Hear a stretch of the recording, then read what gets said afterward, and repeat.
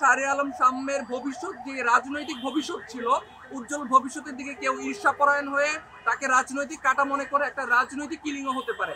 এবং আমরা খেয়াল করেছি যে তারই সহকর্মী যারা, তারই সহযোদ্ধা যারা, তারা এটাকে মব জাস্টিস তৈরি করার চেষ্টা করলো। এবং রাত 12টার সময় সে সুহরাওয়ার্দী উদ্যানে গেছে। সুহরাওয়ার্দী উদ্যানে এত রাতে কেউ একাকী যাওয়ার কথা না, নিশ্চয়ই তার সাথে কেউ না কেউ ছিল। আমরা চাই যে এরপরে কোন একটা ঘটনা ঘটে যাওয়ার পরে আমরা আন্দোলন করতে হবে, বিচার চাইতে হবে, এই ধরনের ঘটনা যেন আমাদেরকে সম্মুখীন না হওয়া লাগে। এর আগেই যেন প্রশাসন তার যথাযথ ব্যবস্থার মাধ্যমে এই ধরনের কোনো ধরনের ঘটনা যেন পুনরাবৃত্তি না ঘটে, সেটার আসল সমাধান আমরা প্রশাসনের কাছ থেকে চাই।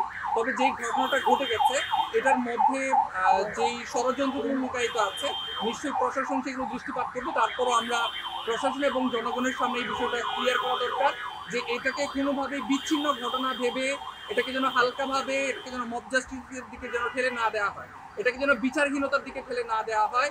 এই ব্যাপারে আমরা সজাগ দৃষ্টি কামনা করছি প্রশাসনের ক্ষেত্রে। কেন?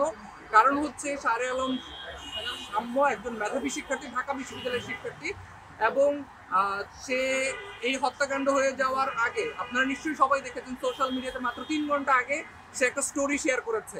সেখানে সে খুব আনন্দ উচ্ছলে তার বন্ধুদের সাথে সময় কাটাচ্ছে। এবং রাত 12টার সময় সে সুহরাওয়ার্দী উদ্যানে গেছে। সুহরাওয়ার্দী উদ্যানে এত রাতে কেউ একাকী যাওয়ার কথা না, নিশ্চয়ই তার সাথে কেউ না কেউ ছিল। তারা কারা, তার বন্ধু বান্ধব সহ তাদের সবাইকে, সংশ্লিষ্ট সবাইকে কঠিন জবাবদিহিতার আওতায় নিয়ে আসা হোক এবং কোনো নিরপরাধ কাউকে যেন শাস্তির আওতায় না আসতে হয়, এই ব্যাপারে প্রশাসনের দৃষ্টি আকর্ষণ করবো। আরেকটা গুরুত্বপূর্ণ পার্ট আমরা যতটুকু জানতে পেরেছি এবং আমরা সবাই নিশ্চিত হয়েছি, শাহরিয়ার আলম সাম্য ছাত্র দলের একজন সক্রিয় কর্মী ছিলেন এবং একজন সচেতন, একজন পলিটিশিয়ান হিসেবে সে তার ভূমিকা পালন করে গেছে।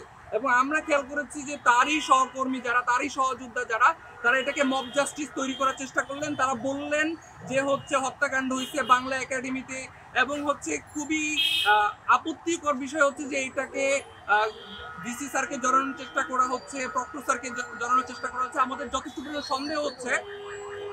এবং প্রথম বলা হয়েছে মোটরসাইকেল অ্যাক্সিডেন্ট, এই ধরনের ঘটনাগুলো এখানে সূত্রপাত করা হয়েছে। আমাদের কাছে যেটা মনে হচ্ছে যে এটাও ঘটনা হইতে পারে যে শাহরিয়ার আলম সাম্যের ভবিষ্যৎ যে রাজনৈতিক ভবিষ্যৎ ছিল, উজ্জ্বল ভবিষ্যতের দিকে কেউ ঈর্ষাপরায়ণ হয়ে তাকে রাজনৈতিক কাটা মনে করে একটা রাজনৈতিক কিলিংও হতে পারে। এবং প্ল্যান মার্ডার কিলিং হওয়ার যথেষ্ট পরিমাণ সম্ভাবনা এখানে আছে।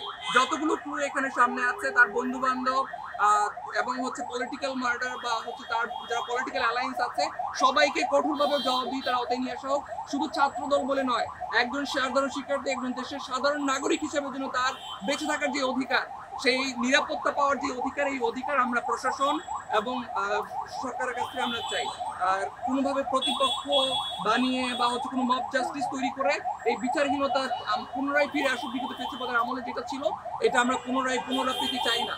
বিগত ফেসিবাদের আমলে প্রত্যেকটা জায়গায় ছাত্রলীগ নিজে এই ধরনের হত্যাকাণ্ড করে এটাকে কোনোভাবে মব জাস্টিস তৈরি করে অন্যদিকে ঠেলে দেওয়ার ষড়যন্ত্র করেছে। তো এই ধরনের পুরাতন বন্দোবস্ত এই রাজনীতিতে আমরা ঘৃণা ভরে প্রত্যাখ্যান করছি। ঢাকা বিশ্ববিদ্যালয়ের প্রত্যেকটা সাধারণ শিক্ষার্থী অলরেডি এটাকে প্রত্যাখ্যান করেছে।